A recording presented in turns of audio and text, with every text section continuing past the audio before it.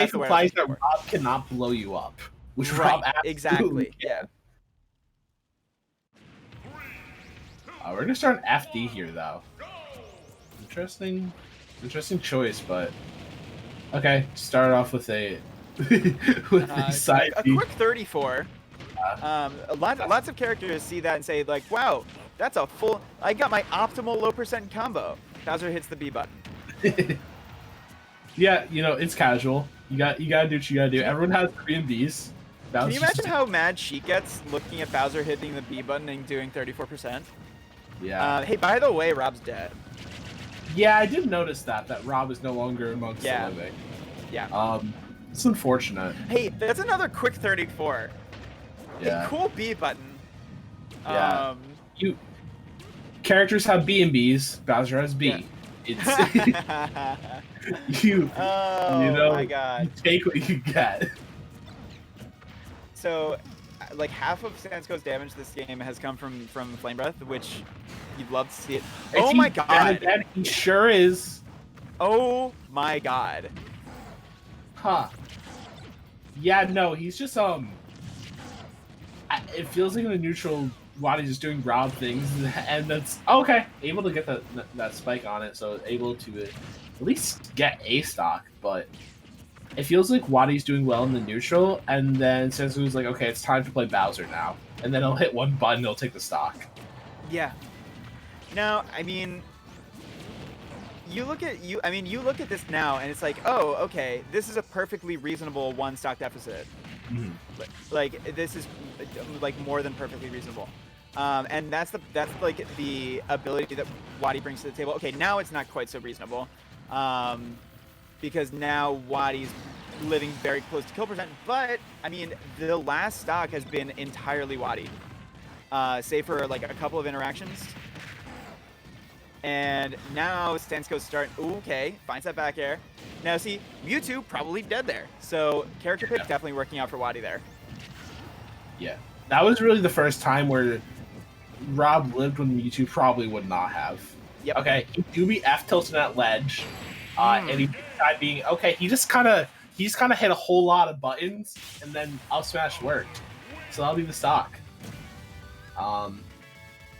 Yeah, that was optimal. Sansko taking a wallop of a game 1 over WaDi. Yeah. Up smash, F smash, up smash. That's your diet with a healthy side of Flame Breath. He did what he had to, and he got the job done, and that's all anyone can say about it. You know what? That man is a single father. Don't doubt his resolve. Man, Bowser does what he has to do. We are going to be going back to FD, though. I do agree with you. I think end of the game, WaDi was kind of turning it up, so I think this is fine to pick back to be honest. And like Rob is definitely one of those characters that if you really let them get revved up and like, you know, booted into their operating system, then Rob can really stick you in the blender and like make it really hard to come out. Bowser does that a little bit as well. Oh no. Do you have enough fuel? Oh, you do? Yeah. And also you got to stop for it. Why would... Okay.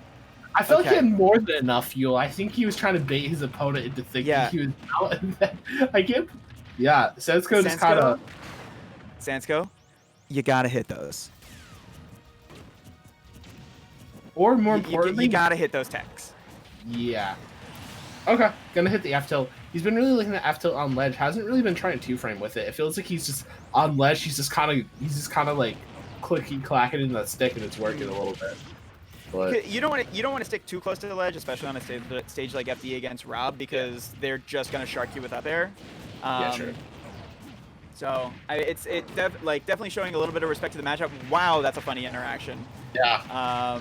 Wow, that can be. You know those videos like top 10 most cursed interactions? That could definitely go. Oh, WaDi going for the soul read. Not quite gonna find it, but this is a fiesta of a game. This is a fiesta of a set, really. Yeah. Both these players are just these players are probably having a lot of fun right now. And WaDi definitely staying in the air, probably to avoid the grab of Bowser, but Bowser has another grab that you got to watch out for as well. Oh, and using the up B specifically to avoid landing on that up smash. Very, very smart move from WaDi.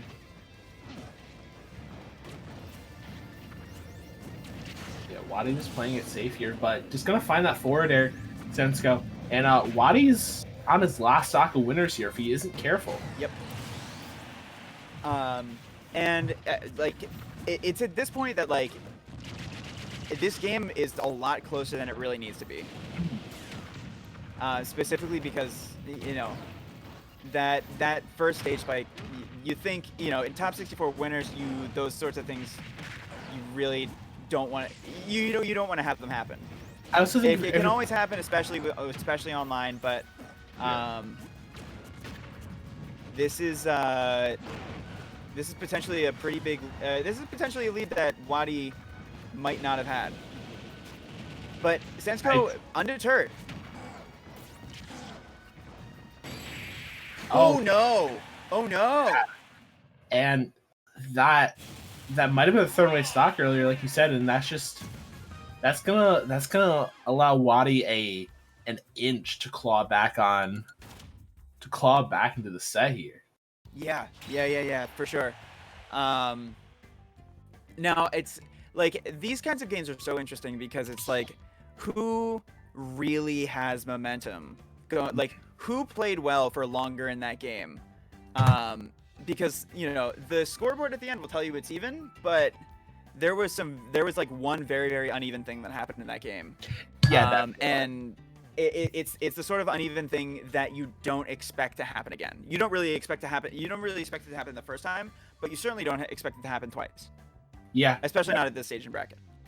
The other thing that is important to consider is that missing a tech. Okay, you can say, yeah, that happens. Whatever, you missed tech. You shouldn't have, but you missed it. I think the fact that he went for that play at all when WaDi was trying to bait him was just like, I think that was the initial misplay.